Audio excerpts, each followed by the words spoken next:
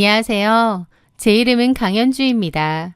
저는 대기업의 인사팀에서 과장으로 근무하고 있습니다. 인사팀 업무라는 것이 매일같이 수많은 사람의 이력서를 검토하고 면접을 진행하며 그 사람의 겉모습 뒤에 숨겨진 본성과 역량을 평가하는 일이다 보니 사람을 보는 눈만큼은 남들보다 정확하다고 자만하며 살아왔어요. 하지만 정작 제 인생에서 가장 가까운 사람들의 진짜 본 모습에 대해서는 모르고 살았던 것 같습니다. 그들이 제 등에 꽂은 칼날은 아직도 제 가슴을 서늘하게 만드는 것 같아요. 지금으로부터 7년 전 제가 남편과 결혼식을 올릴 때만 하더라도 제 주변 사람들은 하나같이 저를 부러워했습니다. 남편은 대형 회계법인에 근무하는 유능하고 전도유망한 회계사였습니다. 능력도 출중했지만 무엇보다 성격이 참 다정다감했습니다. 연애 시절부터 제가 회사 일로 피곤하다고 하면 약국에서 영양제를 종류별로 사다 주던 사람이었고, 친정부모님 생신에는 저보다 먼저 전화를 걸어 안부를 묻고 식사 자리를 예약하는 싹싹한 예비 사위였습니다. 남들의 시세머린 부러움과 축복 속에서 치러진 결혼식은 제 인생의 가장 완벽한 하이라이트가 될 것만 같았죠. 저희 부부는 둘 다 아이를 무척이나 좋아했는데요. 결혼 생활이 안정되는 대로 빨리 예쁜 아이를 낳아 단란한 가정을 꾸리는 것이 우리 두 사람의 공통된 목표였습니다. 결혼하고 첫 2년 동안은 여느 평범한 부부들처럼 자연임신을 시도했습니다. 배란이를 맞추고 몸에 좋다는 음식을 찾아 먹으며 준비했죠. 그런데 아이는 쉽게 찾아오지 않았습니다. 주변에 좋은 소식 없냐는 가벼운 안부 인사도 시간이 갈수록 제 가슴을 찌르는 가시가 되는 것 같았어요. 결혼 3년 차가 되던 해 저희는 무거운 마음을 안고 난임 전문 병원을 찾았습니다. 그리고 마주한 정밀검사 결과는 충격적이었습니다. 불임의 원인이 어느 한쪽의 문제가 아니라 우리 두 사람 모두에게 있었던 것이죠. 남편은 정자의 활동성과 수가 정상 기준치보다 훨씬 낮은 상태였고, 저는 자궁 내막증이 있었으니까요. 그날 이후로 임신을 위한 여러 노력이 시작되었습니다. 남편은 정자에 좋다는 한약과 영양제를 달고 살았고, 저 역시 자궁 내막증 치료를 받으며 인공수정과 시험관 시술을 차례로 시도했습니다. 하지만 거듭된 실패는 육체보다 정신을 더 피폐하게 만들더군요. 엎친 데 덮친 격으로 반복된 호르몬 시술 탓에 자궁에 혹까지 생겨 제 몸 상태는 갈수록 악화되었습니다. 그 와중에 겪은 2번의 유산 경험은 제 영혼을 통째로 갉아먹는 것 같았습니다. 너무 지친 나머지 우리 그냥 아이 없이 둘이서만 행복하게 살자고 합의하고 시술을 전면 중단한 채 2년이라는 시간을 보내기도 했습니다. 하지만 가슴 한구석에 자리 잡은 아이에 대한 갈망은 쉽게 지어지지 않았죠. 길을 가다 유모차를 탄 아이만 봐도 눈시울이 붉어졌고, 남편 역시 친구들의 돌잔치에 다녀오는 날이면 유난히 말수가 적어지곤 했으니까요. 그렇게 임신이라는 보이지 않는 터널 속에서 무려 7년이라는 세월이 흘러갔습니다. 이제 남편과 저 사이에서는 아이나 임신이라는 단어 자체가 하나의 금기어가 되었습니다. 서로에게 상처를 주지 않기 위해 마음속 아픔을 꼭꼭 숨긴 채 겉으로는 아무 일도 없다는 듯 씩씩하게 일상을 살아갔어요. 제 주변 지인들과 친구들도 저희 부부의 사정을 알기에 조심스럽게 위로를 건네곤 했습니다. 제 고등학교 친구인 미진이 역시 제 사정을 아주 잘 알고 있는 사람 중 하나였습니다. 송미진은 고등학교 시절부터 동네에서 예쁘장하기로 소문이 자자한 아이였습니다.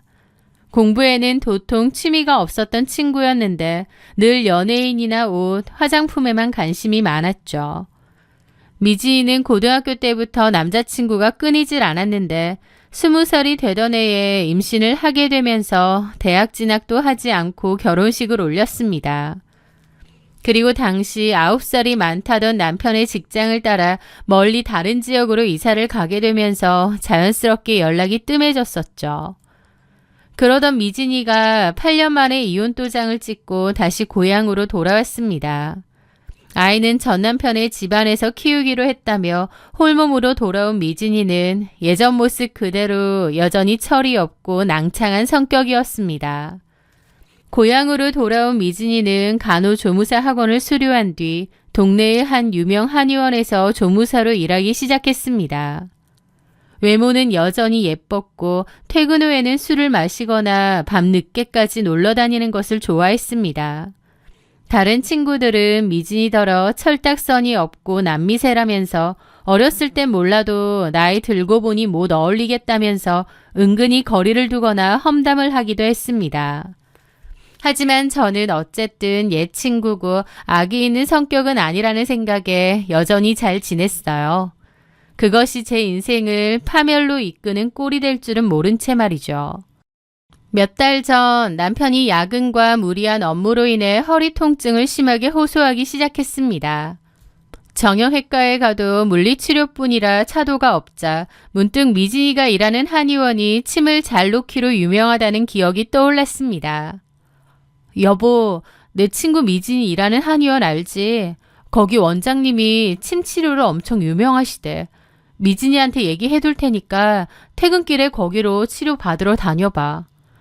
남편은 그 주부터 미진이가 근무하는 한의원으로 본격적인 통원 치료를 다니기 시작했습니다. 미진이에게도 전화를 걸어 내 남편이니 신경 써주고 잘 챙겨달라고 신신당부를 했어요. 그럼 내가 너 신경 쓰지. 걱정 마. 미진이는 특유의 싹싹한 목소리로 저를 안심시켰죠. 그렇게 평온한 몇 달이 흘러가던 어느 주말이었습니다. 남편은 경조사가 있다고 집을 나섰고 저는 서재 청소를 하기 위해 방으로 들어갔습니다. 책상 위를 정리하던 중 남편의 낡은 업무용 다이어리 사이로 삐져나와 있는 검은색 종이 조각 하나가 눈에 들어왔습니다. 대수롭지 않게 그것을 쏙 뽑아 앞면을 돌려본 순간 저는 경악을 했죠. 바로 태아 초음파 사진이었습니다. 그걸 본 순간 심장이 미친 듯이 뛰기 시작했죠. 이게 도대체 무슨 상황인가 싶어 손을 벌벌 떨며 사진 하단을 확인했습니다. 병원명과 환자 이름이 인쇄되어 있는데 놀랍게도 영어로 송미진이라는 이름이 인쇄되어 있는 거예요.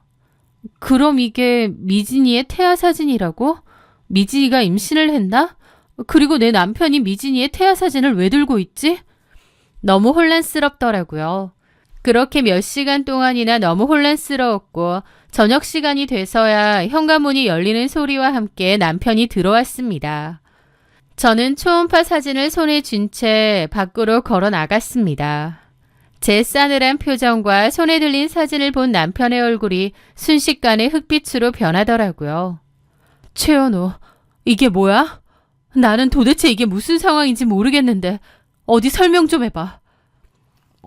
그게 그러니까 현주야, 미진 씨가 세무 관련해서 물어볼 게 있다고 하다가 깜빡 두고 간 모양이야. 라는데 누가 봐도 거짓말이었습니다. 말도 안 되는 소리 마. 세무 상담을 하는데 왜 태아 초음파 사진을 들고 가? 그리고 당신이 왜 이걸 다이어리에 보관하고 있냐고. 바른 대로 말해. 사람 바보 만들지 말고. 미진이 초음파 사진을 왜 당신이 들고 있어? 남편은 제 서슬퍼런 추궁에 결국 바닥에 무릎을 꿇었습니다. 미안해 현주야. 사실은 미진 씨가 내 아이를 가졌어. 임신했대. 그 순간 제 귀에 이명소리가 들리며 온몸에 피가 역류하는 기분이었습니다. 뭐? 둘이 언제부터 그런 사이였는데? 설마 내가 병원 소개해줬을 때 눈이라도 맞은 거야? 정말 죽을 죄를 지었어. 한의원에 치료받으러 다니다가 시간대가 맞아서 밥을 몇 번 먹었는데 미안해. 하지만 정말 임신까지 할 줄은 몰랐어. 현주야, 나도 내가 미친놈인 거 아는데 내 아이라잖아. 모른 채 하기가 너무 힘들고 나도 요즘 너무 괴로웠어. 저는 가슴을 쥐어뜯으며 물었습니다. 그래서 이제 어쩔 건데? 나랑 끝내고 송미진이랑 살기라도 하겠다는 거야? 대답해봐. 남편은 제 질문에 고개를 숙인 채 아무런 대답도 하지 못했습니다. 하지만 대답하지 않는 것이 곧 긍정이라는 것을 잘 알고 있었어요.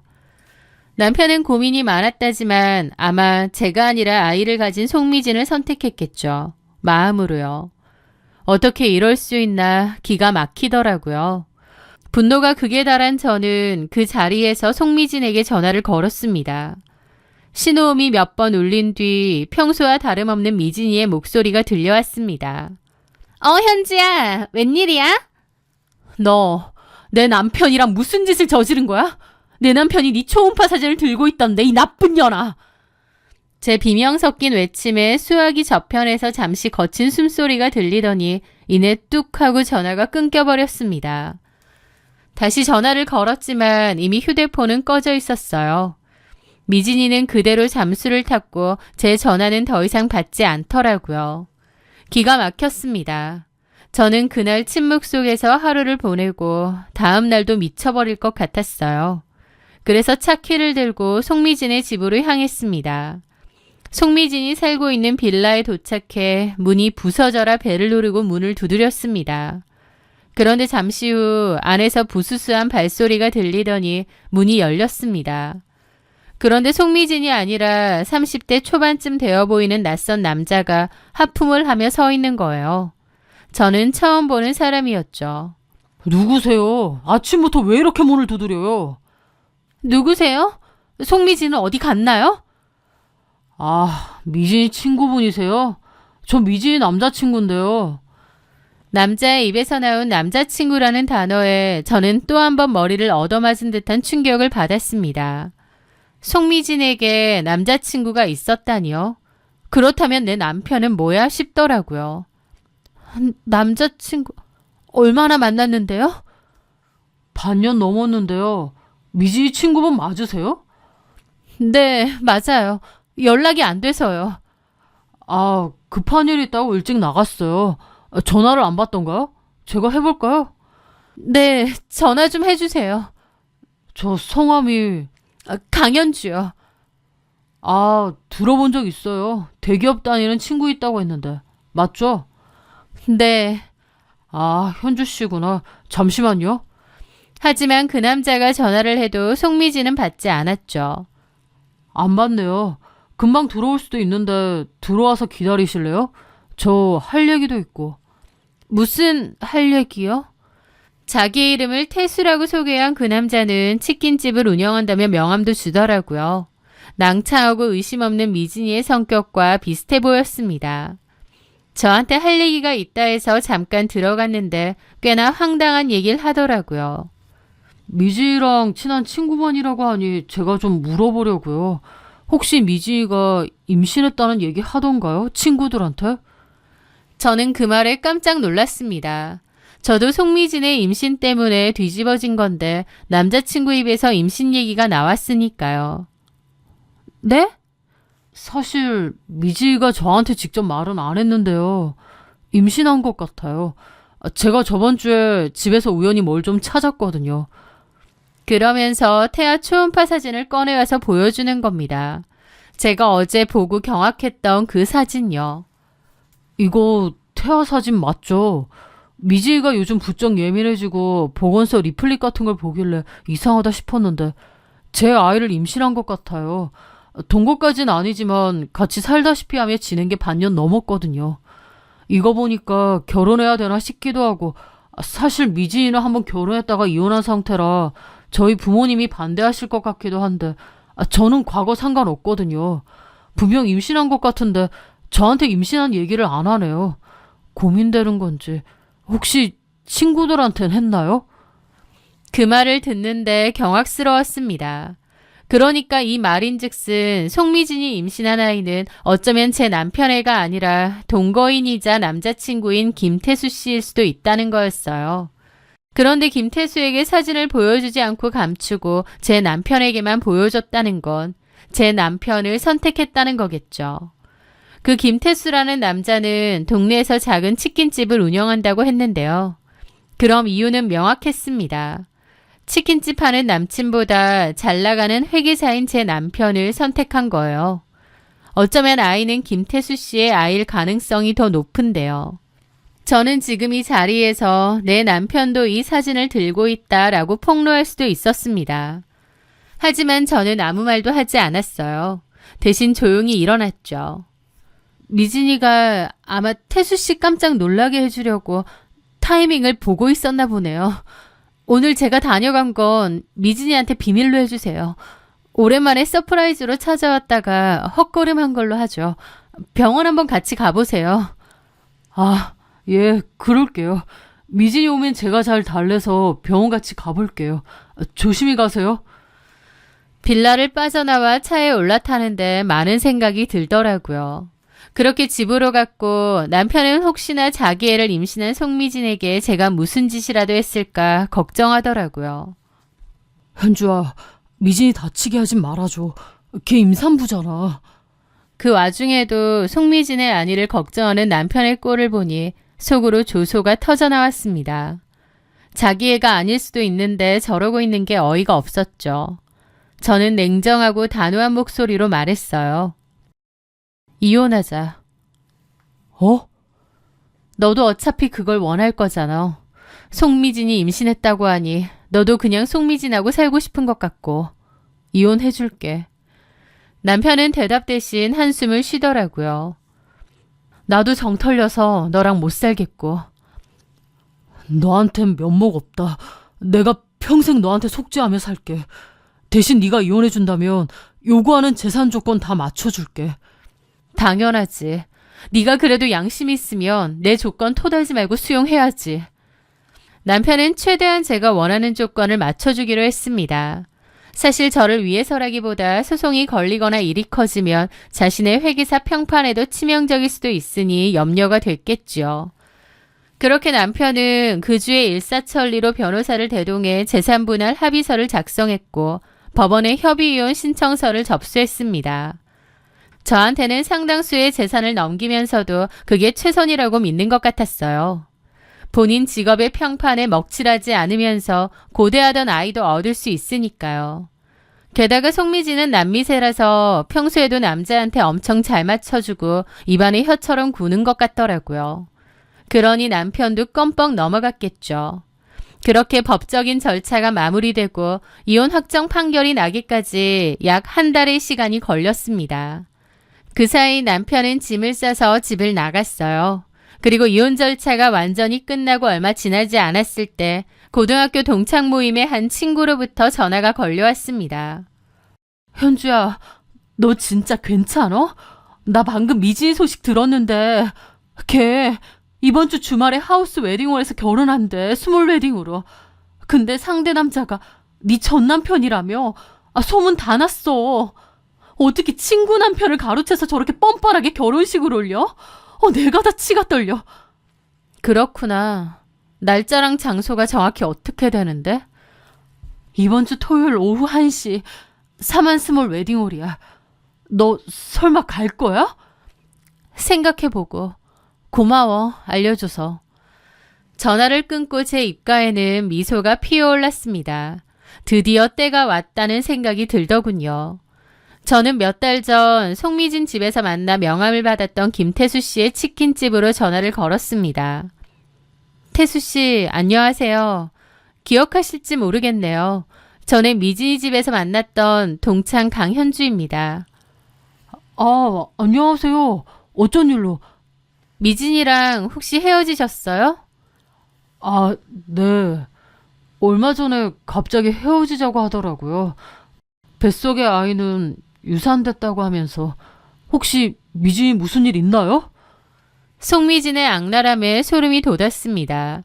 남친이었던 김태수에게는 아이는 유산되었다는 거짓말을 하면서 관계를 정리했더라고요. 태수 씨, 정신 똑바로 차리고 제 말 잘 들으세요. 미진이 뱃속의 아이 유산되지 않았어요.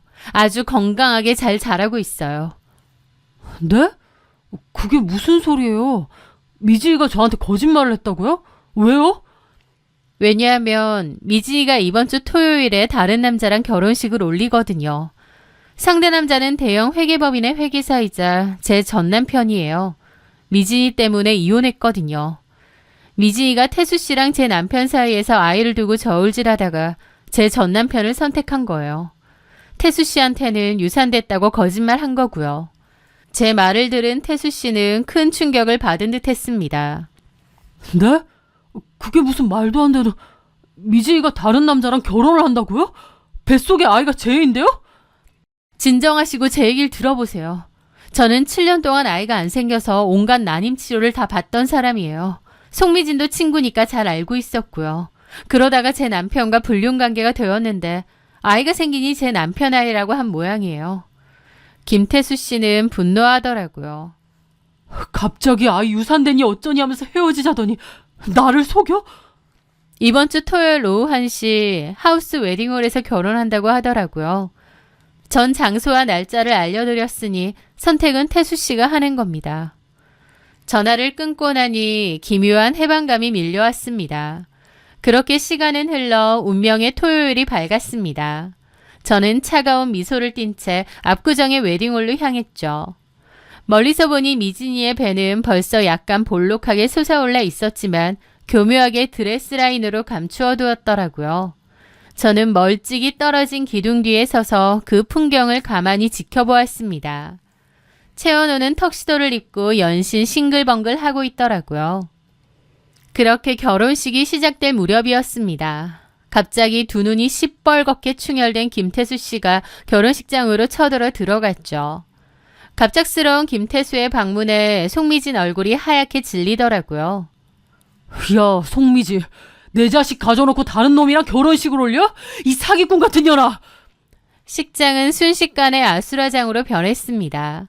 직원들이 와서 김태수를 말렸고 제 전남편도 당황해서 그리로 가더라고요. 당신 뭐야? 이 아이 병신 같은 놈아. 송미진 뱃속의 애가 네 애인 줄 알지? 정신 차려. 전현 나랑 반년 넘게 동거했어. 뱃속의 애는 내 아이라고.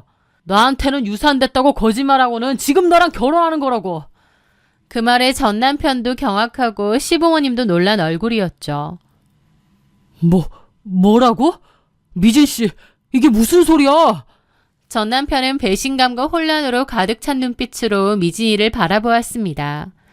미진이는 눈물을 쏟으며 전 남편의 팔을 붙잡고 소리쳤습니다. 아니야 여보, 저 사람 나 스토킹하던 스토커라고. 정말 믿지 마. 뱃속의 애는 자기의 맞단 말이야. 진짜야. 나 믿어줘. 스토커? 나를 스토커로 몰아? 아이 유산됐다고 울면서 나한테 전화한 음성 지금이라도 틀어줘? 제 전 시어머니는 뒷목을 잡으며 그 자리에서 쓰러지듯 주저앉았습니다. 전 시아버지도 화가 머리 끝까지 났죠. 도대체 어디서 저런 근본도 없는 기집애한테 올려서 집안을 이 꼴로 만들어? 애 가졌다고 현주랑 이혼하고 저 기집애랑 살겠다더니 저 뱃속에 애도 남의 자식이야? 아니 이게 무슨... 식장은 난리가 따로 없었습니다. 송미진은 다리에 힘이 풀렸는지 볼품없이 넘어졌고 제 전남편 최원호는 그토록 갈망했던 뱃속의 아이가 사실은 낯선 남자의 핏줄이라는 생각에 멍하니 서 있더군요. 저는 멀리서 그 난리의 현장을 지켜보았습니다. 가슴속 깊은 곳에서 묵은 채증이 내려가는 듯한 시원함과 함께 씁쓸함이 들더라고요. 저는 아수라장이 된 식장을 유유히 빠져나왔죠. 아무도 뒷문에 서 있던 저를 주목하지 않았습니다. 그들은 자신들이 만든 지옥 불길 속에서 서로를 물어뜯느라 바빴으니까요. 결혼식은 당연히 완벽하게 파토가 났습니다. 최원호는 송미진을 상대로 사기 혐의로 고소를 진행했다고 하더군요. 송미진은 그 후 잠적해 버렸는지 더 이상의 소식은 알 수도 없습니다. 그래서 송미진이 아이를 낳았는지 어쨌는지도 더 이상 모릅니다. 김태수 씨의 아이든 혹은 제 전남편의 아이든 간에 뱃속에 생명을 두고 저울질하는 사기극을 벌인 송미진의 업보는 평생 그녀의 삶을 옥죄는 사슬이 되겠죠. 가장 가련한 것은 어른들의 추악한 욕망 사이에서 도구로 이용당한 그 뱃속의 어린 생명뿐일 겁니다. 저는 이 사건 이후로 인간에 대한 깊은 환멸을 느끼기도 했지만 오히려 제 삶을 더 소중히 가꿔야 되겠다는 단단한 의지가 생겼습니다. 아이가 없다는 결핍은 더 이상 제 인생의 약점이 되지 않습니다. 저는 저 자체로 온전하고 완벽한 존재니까요. 제 이야기는 여기서 끝입니다. 저는 이제 과거의 상처를 딛고 오롯이 제 힘으로 일구어낸 평온하고 눈부신 내일을 향해 당당하게 걸어갈 것입니다. 제 사연 들어주셔서 감사합니다.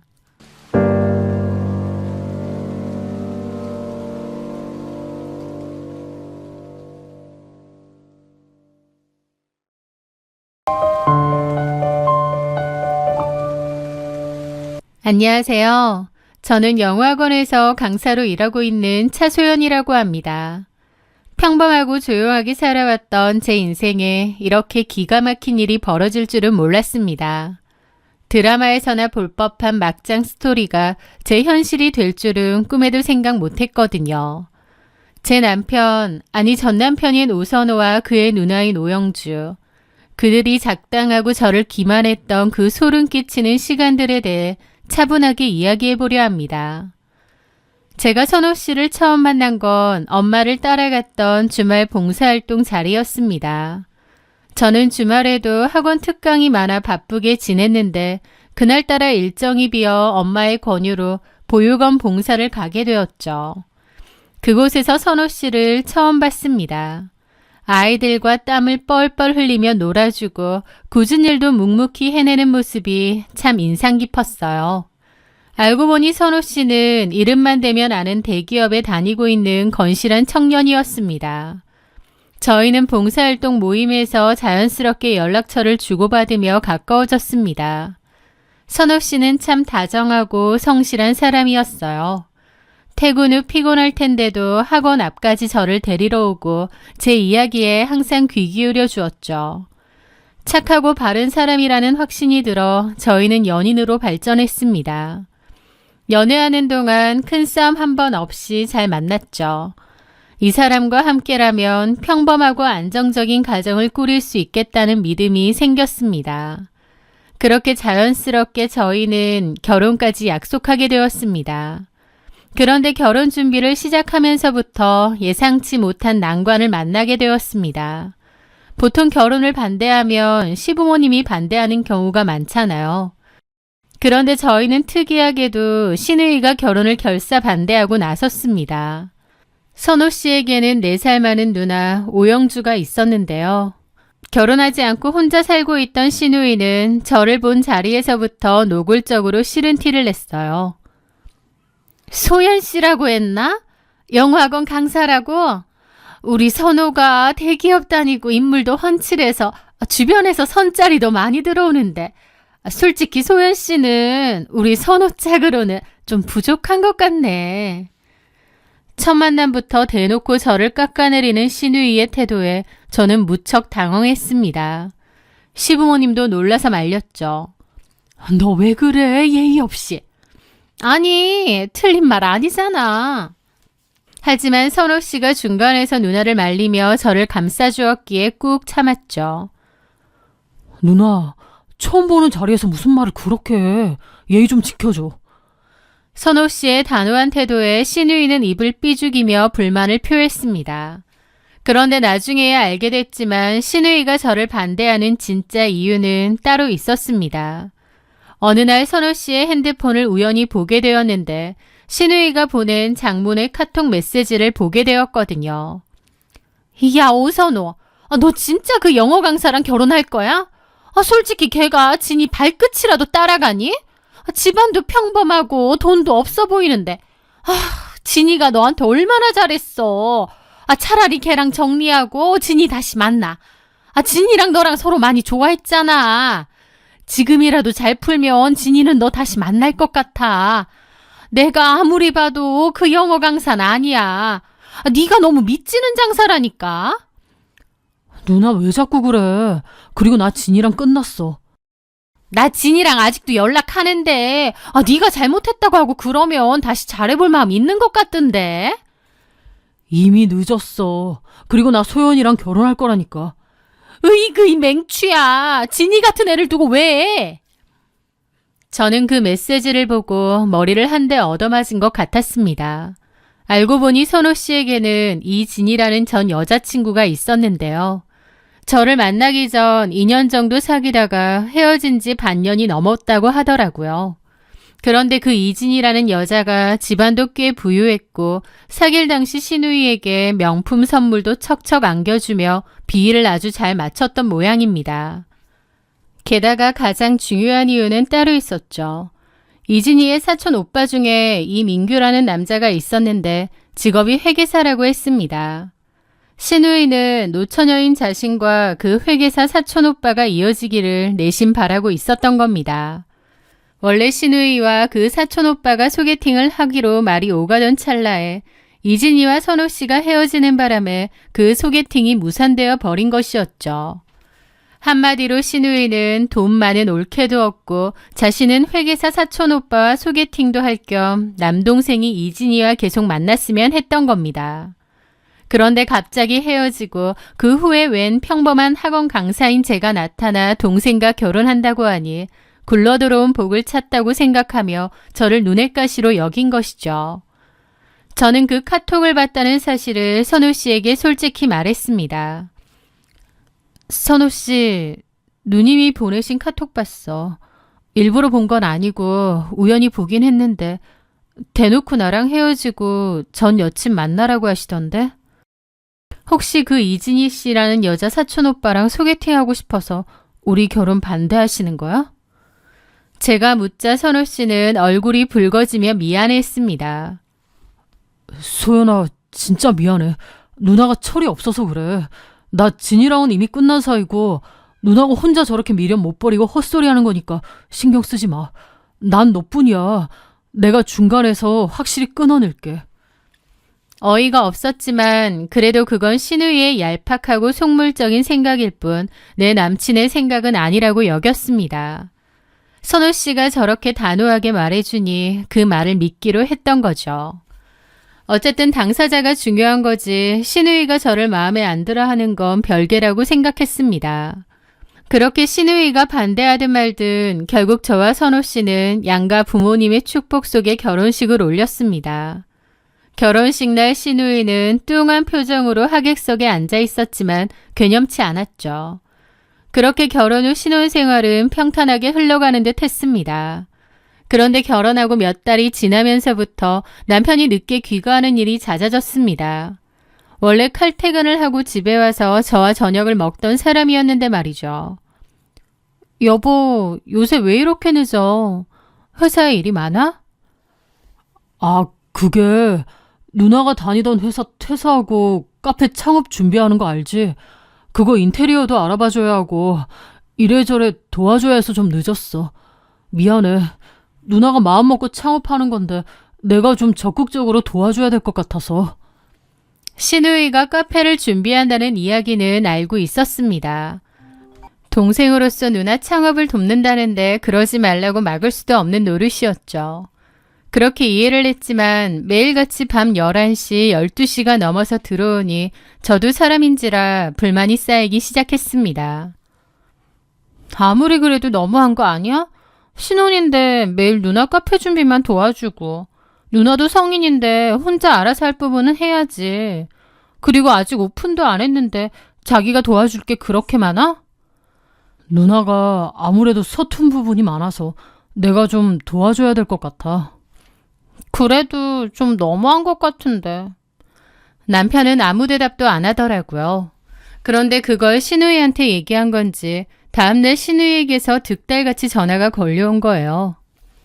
옳게, 선우한테 나 도와주지 말라고 바가지 긁었다며? 네? 아니요. 도와주지 말라고 한 게 아니라 너무 맨날 늦는 것 같아서. 아니, 내가 뭐 천년만년 도와달라 하겠어? 창업 처음 해봐서 동생이 가족으로서 좀 도와주겠다는데 그걸 못 참고 애를 달달 볶아? 옳게 좀 그렇다? 그게 아니라 옳게 심보 그렇게 쓰는 거 아니야. 선우가 옳게 남편이기 전에 내 동생이야. 그렇죠. 죄송해요. 그런데 선우 씨가 매일 자정이 넘어서 들어오니까 걱정돼서 한마디 한 거예요. 참나 기가 막혀서. 됐고 앞으로 내 동생 쪼지 마. 알아서 들어갈 테니까. 신우이는 제 말은 듣지도 않고 전화를 뚝 끊어버렸습니다. 저는 이런 말을 왜 전했나 싶어 남편에게 따졌죠. 그걸 그대로 형님한테 말하면 어떡해. 내가 곤란해졌잖아. 아니, 나는 네가 싫어해서 너무 늦게까진 못 올 것 같다고 한 건데 누나가 전화할 줄 몰랐네.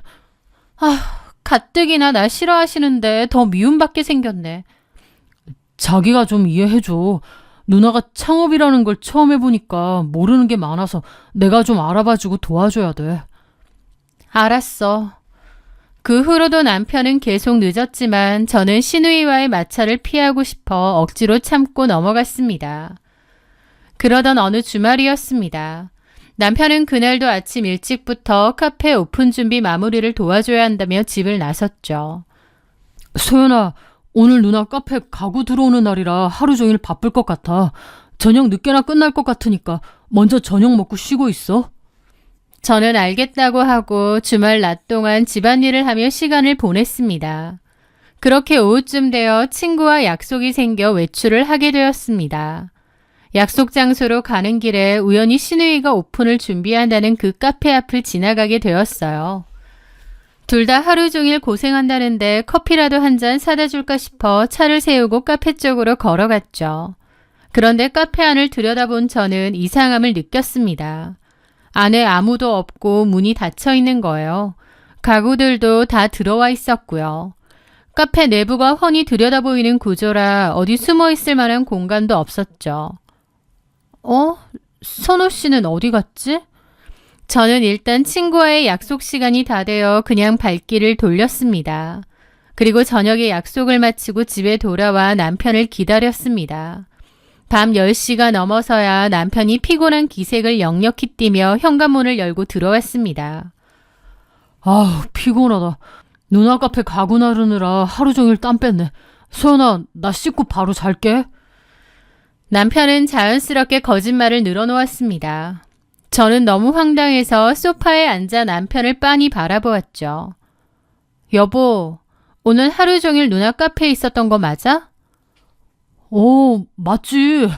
계속 거기서 페인트 칠하고 가구 날랐다니까. 왜 그래? 이상하네. 내가 낮에 그 앞 지나갈 일이 있어서 카페 안을 봤는데 문 닫혀 있고 아무도 없던데? 제 말에 남편의 눈동자가 갈 곳을 잃고 흔들리기 시작했습니다. 그게 아마 누나랑 나랑 밥 먹으러 갔을걸? 근데 이른 시간이었는데 이미 가구며 다 들어와 있던데? 아니야, 더 들어올 거 있었어. 오후에 들어온다고 해서 누나랑 아마 밥 먹으러 갔나 보다. 이상한데. 제가 갸웃하자 남편은 대뜸 인상을 쓰며 짜증을 내더라고요. 왜 그래? 나 진짜 계속 카페에 있었어. 피곤한데 왜 사람을 의심하고 그래? 의심이 아니라 못 믿겠으면 누나한테 물어보던가. 라면서 괜히 큰 소리를 치며 화장실로 쏙 들어가 버리는 거예요. 그의 태도에 저는 남편이 거짓말을 한다는 직감이 문득 들더군요. 그렇게 남편이 코를 골며 잠든 새벽, 저는 조용히 자리에서 일어나 차키를 챙겨 지하주차장으로 내려갔습니다. 그리고 남편의 차문을 열고 들어가 블랙박스 메모리 카드를 빼냈죠. 다시 집으로 올라 노트북에 메모리 카드를 꽂고 오늘 날짜의 영상들을 하나하나 확인하기 시작했습니다. 영상을 확인하던 제 손은 곧 분노로 파르르 떨리기 시작했습니다. 블랙박스 영상 속 남편의 차는 신우이의 카페 근처에는 가지도 않았거든요. 대신 어느 고급 아파트 단지 주차장으로 들어갔고 그곳에서 화려하게 차려입은 한 여자가 조수석에 올라탔죠. 블랙박스에 녹음된 남편의 목소리는 너무나도 다정했습니다. 진이야, 오래 기다렸어? 오늘 예쁘게 입었네. 오빠, 보고 싶었어. 오늘 어디 가서 데이트할까? 우리 저번에 갔던 그 파인다이닝 예약해놨어? 당연하지. 우리 진이가 먹고 싶다는데. 와이프한테는 누나 카페 일 도와준다고 핑계 잘 대고 나왔으니까 오늘 하루 종일 같이 놀자. 진이, 신우이가 그토록 잊지 못해 부르짖던 그 전 여자친구 이진이었습니다. 남편은 신우이의 카페 창업을 핑계로 저를 감쪽같이 속이고 전 여자친구와 바람을 피우고 있었던 것입니다. 하지만 저를 더욱 기가 막히게 만든 것은 다음 장면이었습니다.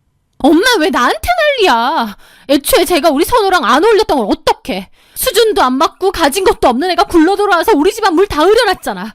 진이처럼 돈 많고 싹싹한 애랑 결혼했으면 내가 이렇게까지 했겠어? 야 차소연, 까발려진 마당에 잘 됐네. 그냥 조용히 우리 선호랑 헤어져. 기가 막혔습니다. 뭘 잘했다고 오히려 당당하게 제 탓을 하며 헤어지라고 악을 쓰다니요. 그리고 그 옆에서 암소리도 못하고 가만히 있는 비겁한 남편까지. 저도 진절머리가 나더라고요. 그래요. 형님 말씀대로 이런 쓰레기 같은 집구석에 더 이상 엮이고 싶지도 않네요. 오선호, 넌 네 누나 치맛자락이나 평생 붙잡고 살아라. 저는 쩔쩔매는 시부모님을 뒤로 한 채 미련 없이 시댁을 빠져나왔습니다. 그리고 다음날 바로 이혼 전문 변호사를 찾아가 상담을 마친 뒤 남편 오선호, 상간녀 이진희, 그리고 불륜을 방조하고 적극적으로 가담한 신우이, 오영주 세 사람 모두를 상대로 위자료 청구 소송을 접수했습니다. 소장이 송달되고 며칠 뒤 제 휴대폰으로 신우이의 전화가 걸려왔습니다. 평소의 표독스러운 목소리는 온데간데 없이 아주 나긋나긋하고 부드러운 목소리더군요. 옳게, 내가 그때는 너무 흥분해서 말이 헛나왔어. 미안해. 우리 이렇게 얼굴 붉히지 말고 좋게 좋게 이야기로 풀자. 내가 맛있는 커피 내려놓을 테니까 내일 내 카페로 좀 와줄래? 진지하게 할 말이 있어서 그래. 부탁할게.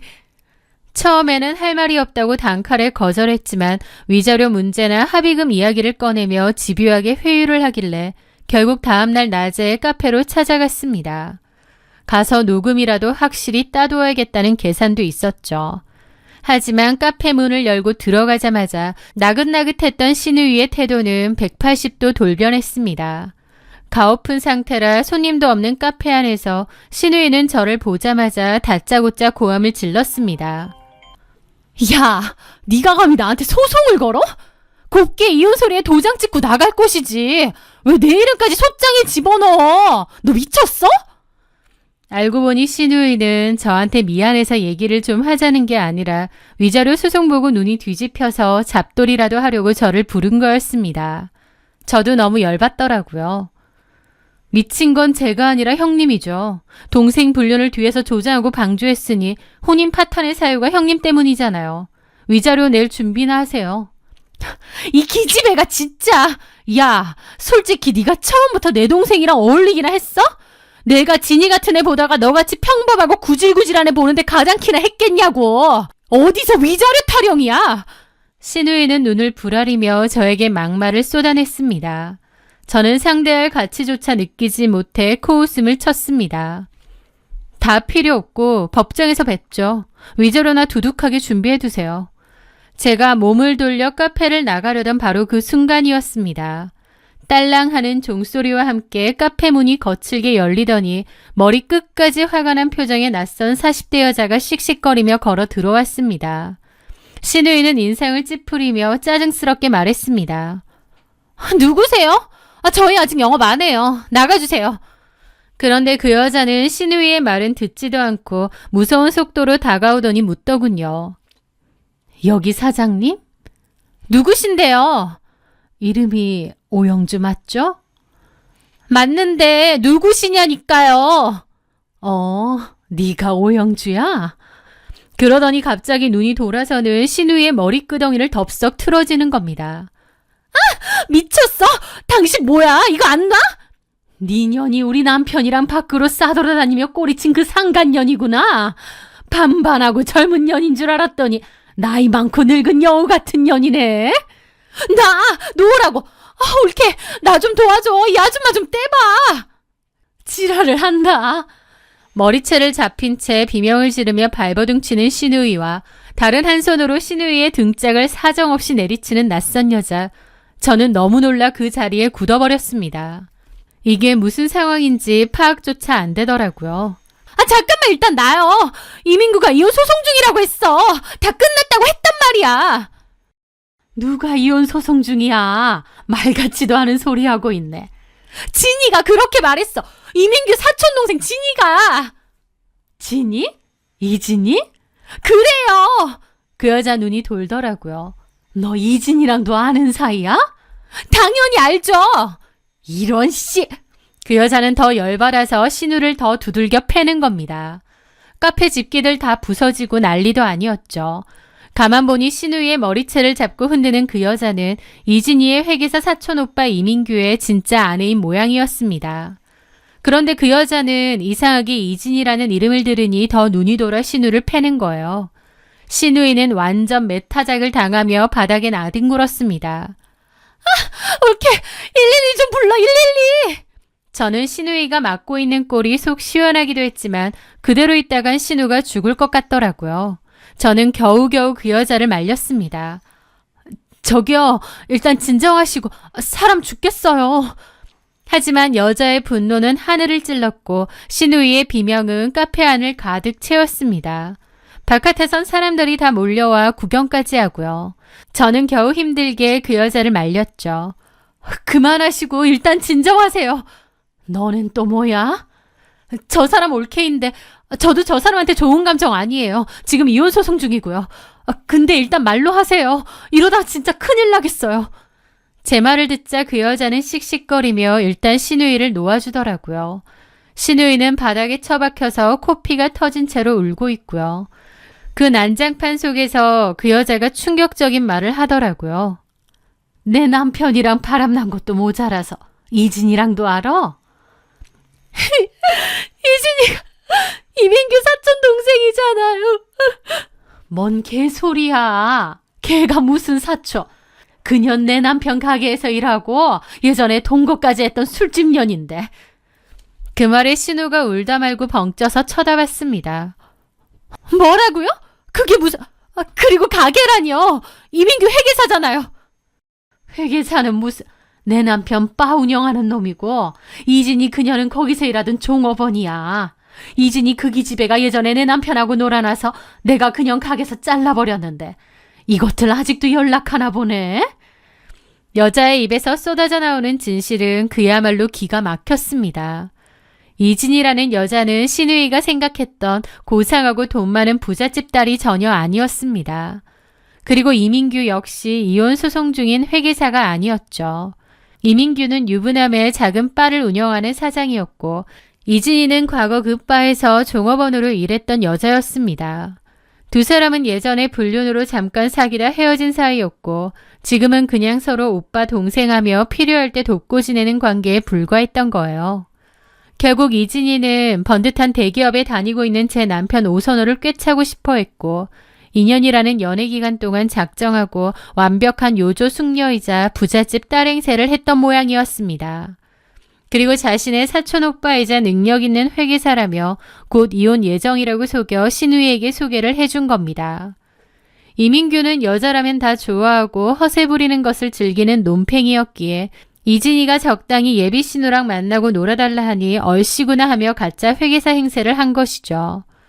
신우이는 믿을 수가 없다는 듯 눈물과 화장으로 범벅된 얼굴로 바닥에 주저앉아 있었고 저는 그 난장판을 차분하게 지켜보았습니다.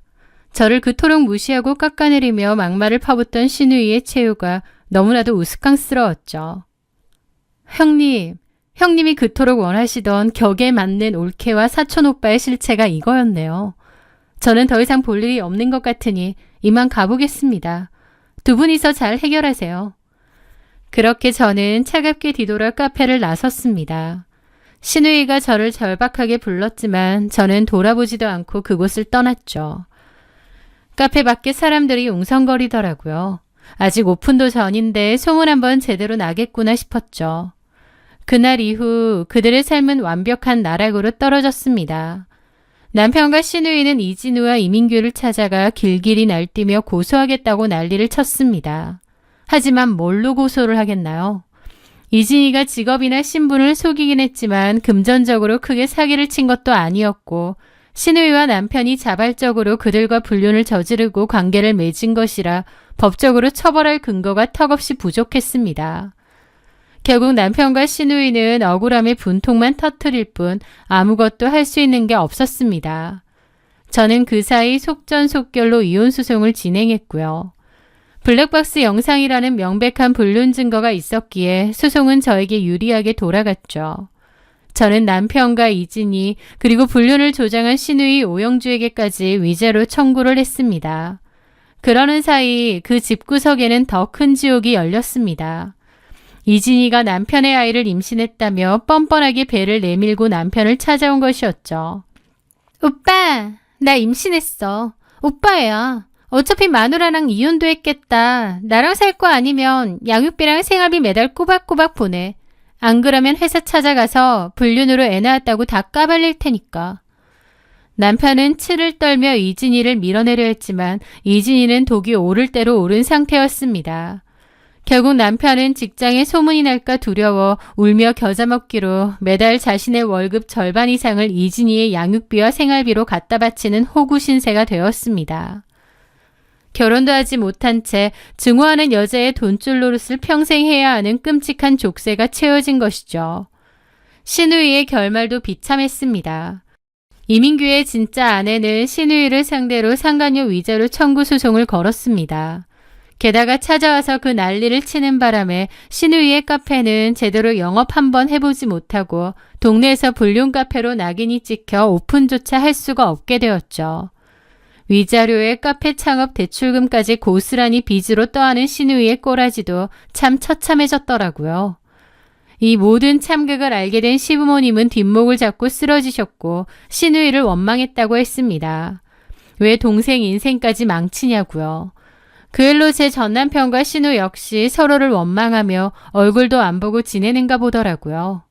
모든 것을 잃고 나서야 제 소중함을 깨달았는지 어느 날 남편이 제 학원 앞으로 찾아와 무릎을 꿇고 매달렸습니다. 소연아, 내가 진짜 미쳤었어. 제대로 속은 것 같아. 나 누나랑도 인연 끊었어. 우리 다시 시작하자. 저는 전 남편을 싸늘하게 내려다보았습니다. 이진이가 칼 들고 협박해서 둘이 바람폈니? 네 누나가 등 떠밀었다고 쳐도 좋다쿠나 바람핀 건 너야. 그 여자 애까지 낳았다며? 그 여자가 어떻든 간에 어쨌든 그 뱃속의 애는 네 애 아니야. 잘 보살피고 살아. 결혼도 하고. 싫어. 그럼 과거 난잡하고 사기꾼 있는 여자랑 어떻게 결혼을 해? 부잣집 딸내미인 줄 알았을 때는 불륜이 괜찮고 술집 여자인 게 밝혀지니 이제 너도 싫어? 너도 참 어지간하다. 네 수준이랑 딱 맞아. 나한테 다신 찾아오지 마. 저는 단호하게 그들을 뿌리치고 뒤돌아섰습니다. 등 뒤로 들려오는 남편의 오열 소리가 조금도 불쌍하지 않았습니다. 평생 서로를 탓하고 원망하며 자신들이 저지른 죗값을 돈과 고통으로 치르며 살아가게 된 전남편과 신우. 이제 아이까지 출산한 이진이라는 여자는 아마 남편 인생의 영원한 족쇄가 되지 않을까 싶네요. 저는 그 진흙탕에서 발 뺐으니 보란듯이 씩씩하게 잘 살아가려 합니다. 제 이야기를 들어주셔서 감사합니다.